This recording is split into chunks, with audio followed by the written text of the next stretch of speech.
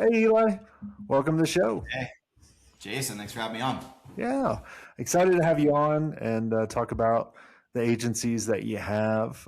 How long have you been in the agency space? Man, I started MatterMade, my first agency in 2019, early 2019. Okay. And what made you start? I had been playing the venture-backed SaaS game for a while. And I thought I wanted to swing for the fences, build a public company someday. I'd had a modest exit with my first SaaS business. And after exiting that business, just was ground down to nothing. I was so tired and so over the VC model. Um, and so I just had an honest conversation with myself about what I actually wanted to do with my life, and realized that my biggest driver in life is to have a family and be able to have flexibility of lifestyle and freedom of place, financial freedom. And so looked at my options, and I felt like an agency is the best path to get there, in the shortest fashion. And so decided to give it a swing. And the What rest is kind of history. what were like what'd you come out of the gate charging? I'm wondering. Man. So when I first launched the agency, originally I didn't even want it to be an agency. It was just kind of like, let me consult and advise with startups and do marketing like strategy for them. And so I basically backed into the numbers and said, if I want to make $40,000 a month, I need to have something like 16, 18 clients at 2,500 bucks a pop. And that gets me there. And that felt very simple. And as soon as I had closed my first two or three clients, I realized very quickly, like, I don't actually like doing the work. Yeah. I Just the want hunting. to, yeah, I like hunting. I like managing people and building teams and putting people who are smarter than me in front of me to do the actual work. Hmm. So yeah, we came out of the gate charging 2,500 bucks a month. And what did you realize when you were charging 2,500 as you were building the team? Was that enough, or was profit going way down? No, I mean, I'm a big fan of price sensitivity testing. And so as soon as we started getting quick yeses, I realized there was room to increase our prices. Especially as I started to build out a team, like the 2,500 a month was just not going to fly. And so we just started doubling our pricing over and over and over again. The methodology that I followed and still to this day follow is, you know, being an agency business, we naturally run into capacity issues, right? We have talent on the team. Eventually that talent gets to capacity and you have to hire again. And so there's this natural lull where you're at capacity or nearing capacity. You can't really say yes to that many more deals, or maybe even any more deals, without risking your quality of product to go down off a cliff, and then you run into churn issues. And so whenever I find myself in that moment, that's when I love to test new pricing, because really there's nothing to lose. If people say no, you're like, great, I couldn't really take on new business anyway. And if they say yes, then you're ultra motivated to staff up and make it work.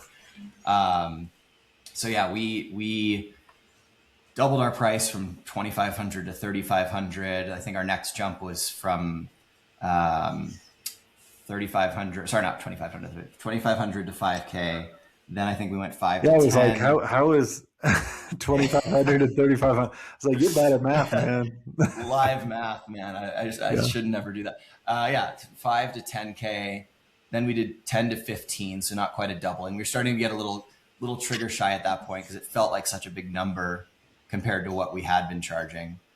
And over the course of 3 years, we marched our price from 2,500 a month to $45,000 a month, and we peaked at $45,000 a month as far as the price that we found we could actually still close deals on a repetitive basis, without throwing too many deals out the window. So it's a huge jump. So I want to kind of break down.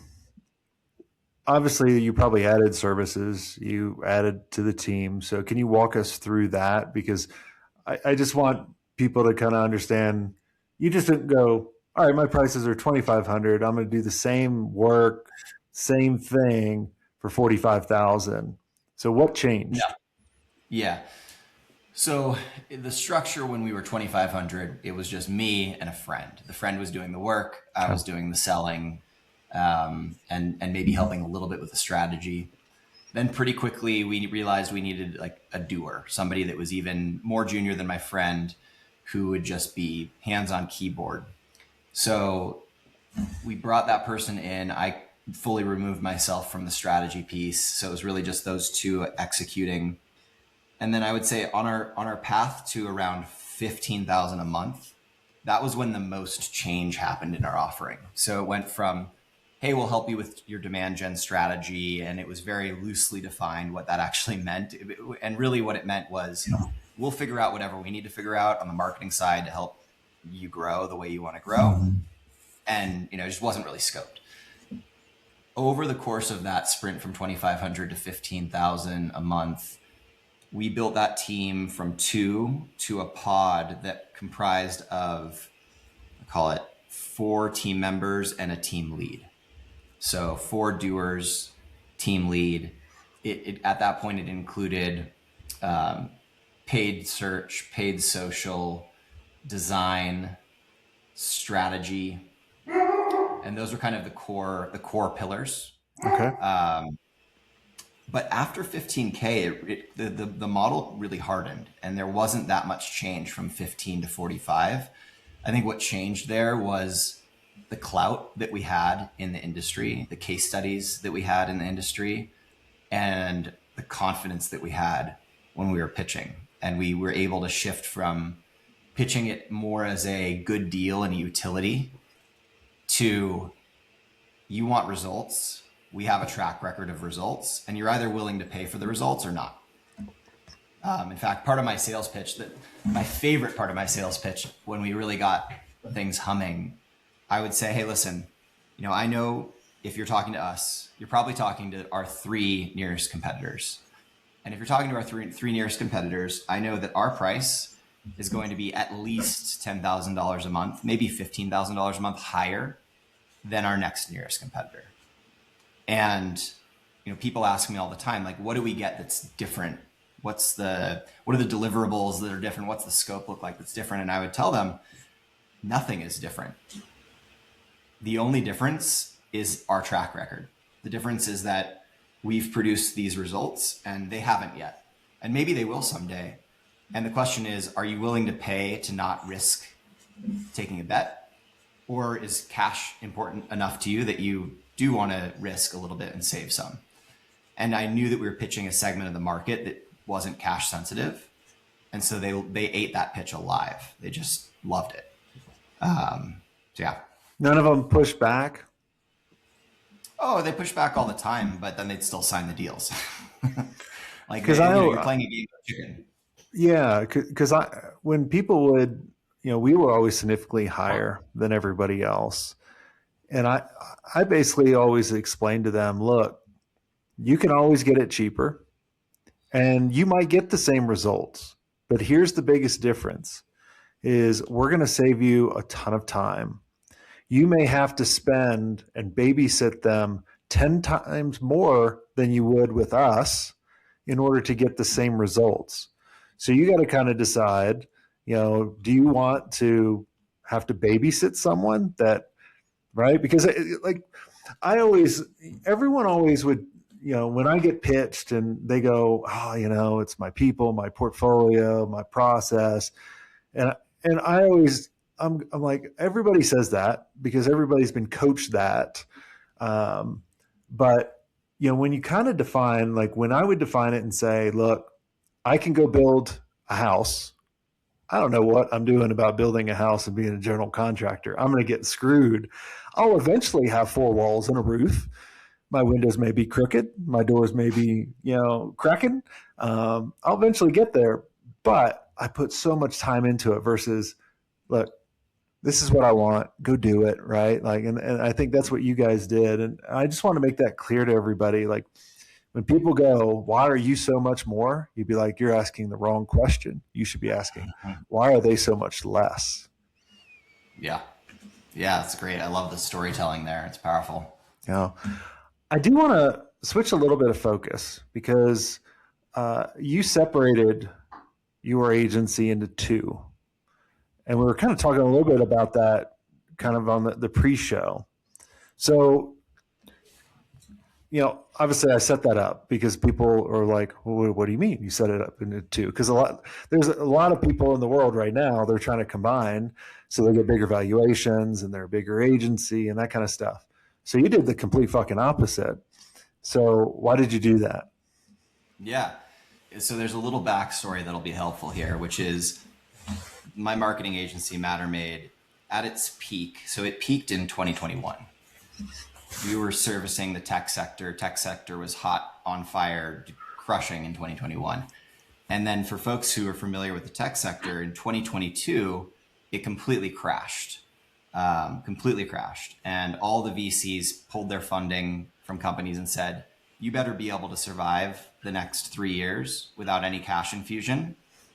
And what we mean by that is now you need to go fire all your agency support, probably about half of your staff, and hunker down for the winter. And that's exactly what these portfolio companies did. And that was all of our client base. And so when we peaked in 2021, we did 4.2 million in EBITDA that year. And we thought we were on top of the world. We were shopping the deal to bankers. Like we were in it. And when that market fell out from underneath us, we went from crushing to losing $200,000 a month almost overnight. I mean, it happened so fast. And me being a first-time agency founder back then, I was like, oh, this is just a temporary blip. We're going to hold on to our team, and we're going to, when all of our competitors are letting their teams go, and then this blip is going to be over, and we're going to go eat all of their lunch. And I held on for 3 months. I was like, well, maybe it's just a longer blip. Held on for 6 months, and just burned everything. Over $1 million. Yeah. Yep. And painful lesson learned. But when we finally did make the cuts necessary to right size the business for what our client base looked like, I had these 2 rock star designers on the team, and I had no work to justify their existence. And I was done with holding on to people that I couldn't back into revenue and be profitable on. And so I went to them and I said, hey, I have a hypothesis. I have no idea if it's going to be right. But my guess is that all of these tech companies just fired all of their non-essential, air quotes, non-essential employees, meaning designers are probably at the top of that list. And they're all on a hiring freeze. But what's going to happen is 3 to 6 months from now, their CEOs are going to go, why are our ads stale? Why does our website suck? Why can't we announce this new product? And design is going to be one of the bottlenecks that they get as a response from their team. But because they're on a hiring freeze, they're going to have to figure out a creative way to get around that. And they're going to look for agency support to get around the hiring freeze. And so I said to my head designer, I was like, if you're down for it, and to be clear, the alternative is I have to let you go. If you're down for it, let's create a website. Let's create a brand over the weekend. We'll launch it on Monday. And I'm going to see if I can drum up enough business to keep you guys employed. And he was down for the cause. So we just went for it. And within like 2 or 3 months, that was its own profitable business. So I decided to separate it and let it run on its own so that we could have a very clear message that resonated with that exact use case that wouldn't confuse the market, because we were already in that specific niche of B2B tech. B2B tech, B2B SaaS. We were one of the top 2 agencies. So the marketing agency had its own brand and what we were known for, and design was just a means to an end under that umbrella. But pulled out into its own separate entity, we could position it differently, and we could make it at the time, it wasn't a premium offering. At the time, it was a nail to the hammer that is they need to get around the hiring freeze. And then eventually we went up market and made it into more of a premium brand studio type offering. Have you been able to, with the separation of both, do people understand that there's 2 agencies, or is there any cross-selling, amongst the team of going, hey, we just did this amazing campaign to design, but they really need this. And then is that going on? Yeah. So there are a couple things that are going on that I think are really beneficial. One is that cross sell is still very much a thing because they still serve very similar audiences. And so a lot of the time, even though MatterMade still has its own design resources in house to serve the basic needs of campaign work, the minute a company is having a ton of success and they're like, we've got this brand initiative going on, boom, they're sending them over to No Boring Design, the design studio, and then No Boring Design captures an $80,000 cross sell to do a new brand or something along those lines. How do you So make there's yeah. How do you make sure your clients understand that? Because like I was working with a client many years ago. They had some really big clients. Like one was Spanx, another one was like I can't remember. Like, and I just remember they kept adding services, and this was the same company, but they were just adding services. So like I can only imagine with two companies. That's why I'm so curious. We realized after 3 years, Spanx was paying another agency that did what they did over $2 million a year. wow. Like that's huge. Yeah. Like it was like, oh my gosh, we got to go back to 101 on onboarding and account management and all this kind of stuff. So how do you like? What works for you guys? Yeah, it's a great question. We used to try to make it as seamless as possible for the client, thinking that that would be the least friction. And hey, we already have an agreement in place with you. We'll just roll it in, and then you don't have to sign a new agreement with a new company and go through a new procurement process, depending on how big the client was. And that made things so muddy and so murky and so confusing. And then you had the confusion of account management and like, does the client go to the marketing agency if they want to talk about some design stuff, or what happens if they're having troubles or frustrations with one of those two entities? Whose neck do they wring? Like who are they frustrated with? And so it took us, I would say, a year and a half of operating before we really had made it through enough iterations in the operating model to realize these things just need to be treated as totally, completely separate entities, which they are anyway. They have separate leadership teams, separate, execution and all of that. And so now when we make introductions, we just say we have a sister agency and they do great work. We've collaborated across a lot of clients together. We'll introduce you to their seller. So they even have their own sales processes separate. And Okay. that's really, really cleaned things up for us. Is there, looking back over the past couple of years, is there anything that you would change differently? Like, would you still separate them? Yeah, I think separating them was the right move. It helped that business, well, it helped both businesses grow into what they needed to be and have the right messaging. So I think it would have been a much slower growth path for both of them if I had tried to, well, not even both. It would have been a slower growth path for the design firm if it was still tucked into MatterMade. The thing that I did that I definitely would not do again, and I thought I was so smart at the time for doing this, and I turned out to be such an idiot for doing this, was I thought I could create a management company that held all of our leadership.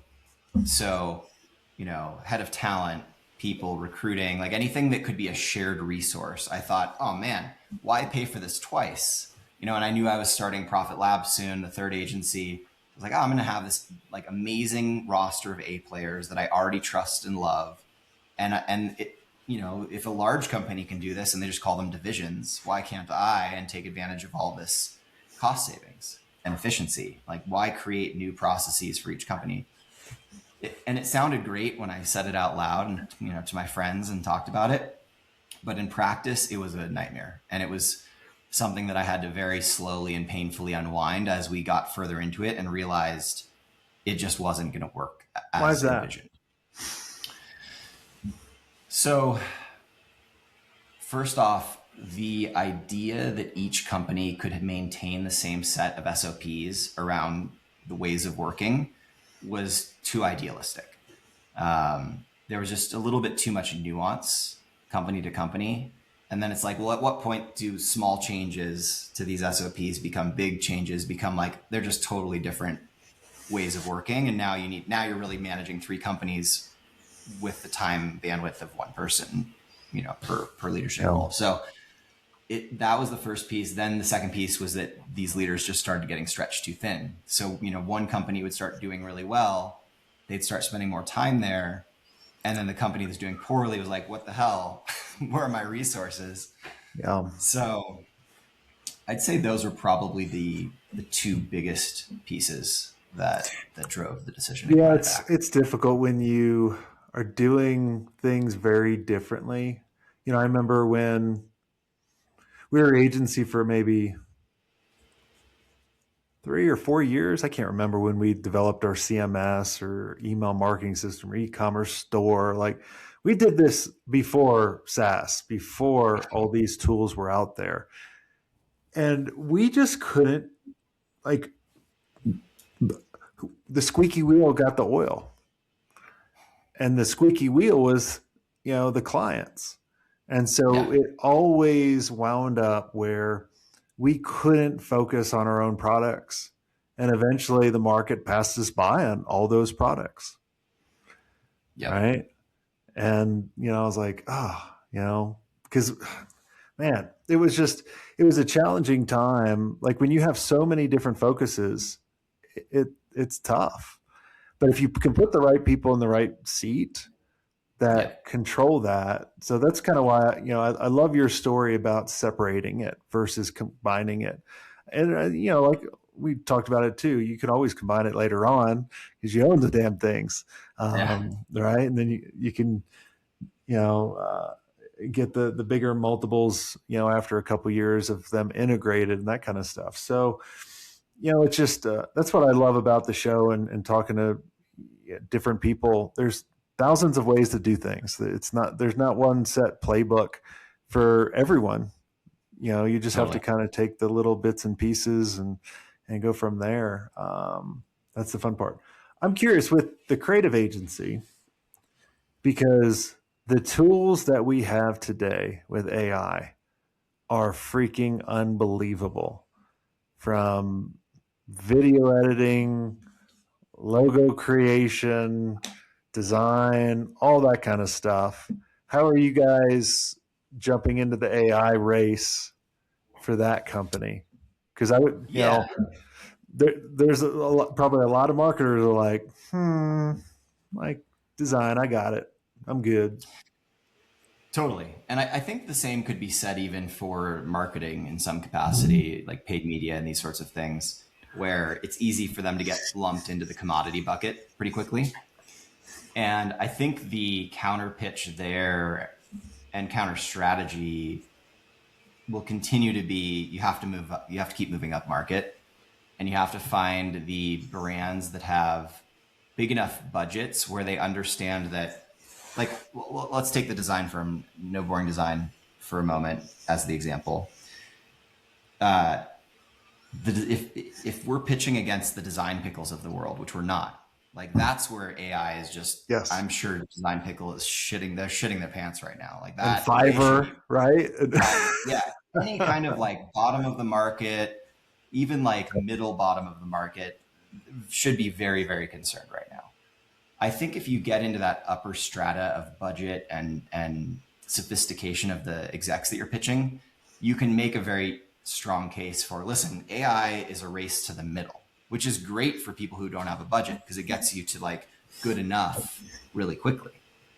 But if you want to stand out, AI is not going to help you do that because AI is just really good at helping you do the safe thing. And so in design and brand, safe, again, it's like, are you just trying to ship something quickly? By all means, AI away. But if you're if you're Salesforce or you're one of these bigger brands, Jasper, where you need to stand out, you need to be bold, and AI is not going to get you there. Yeah. And it may help you brainstorm parts of this, but it's not going to actually step out on a limb and produce design that's never existed before, because that's not how LLMs and these models work. Yeah, I always look at it too as, I like it that you said the race to the middle, because it isn't the race to the bottom. It's really good. Yeah. But what I tell people too is like, and it depends on, I'm glad you mentioned it's about going upscale too, right? Like if you're going after someone like me or maybe you, right? Yeah. You're fucked, Yeah, right? totally. Because I can do AI and all this kind of stuff. But look, we're 1% of the market. The other part of the market, they want help figuring out a problem. Yep. And then how quickly can we figure out that problem, give them a solution, and move them on? That's what the market's looking like. Agencies will always be around. The bad agencies won't. And the agencies that don't adapt or adjust, whether it be their clients, whether it be their offering. Like I chatted with someone a little while ago on the podcast. All of their account managers for ads, they're all AI managers now. And I loved it. Right? Yeah. They're like, dude, like AI is doing this, and we're adapting and moving forward. So I love seeing that adaptation or transformation that we need versus what got us here is going to keep us here or grow. Yeah. I'm like, no, like you got to constantly do different things, including us. Like Yeah. we're always doing different things because I'm like, crap, man, all I had to do a couple of years ago was run a couple of ads and voila, like it's just magic. Well, that shit don't work anymore. Send some emails. Yeah, exactly. Oh yeah, send a bunch of emails. Everybody's got the same damn pitch. Everybody looks the same damn way. There's about a million fucking people helping agencies out, which are hilarious when I get on, and they all look like they're 18 years old. And I just laugh. I'm like, that's why I have the gray beard. I'm like, that's my only separation. I've moved up market. Yeah, I moved up market. This allows me to charge a little bit more. So, but well, awesome. Well, Eli, man, I'm so glad of your success and kind of the transformation that you guys have actually done. If you guys enjoyed this episode listening in, make sure you go check out Eli and what they're doing. And if you guys want to be around really amazing, cool people, we have an amazing event coming up called Elevate. If you go to elevatemyagency.com, you can check it out. You can bring your team and where you guys can focus on growing your agency faster, meeting really cool people. And until next time, have a swank day.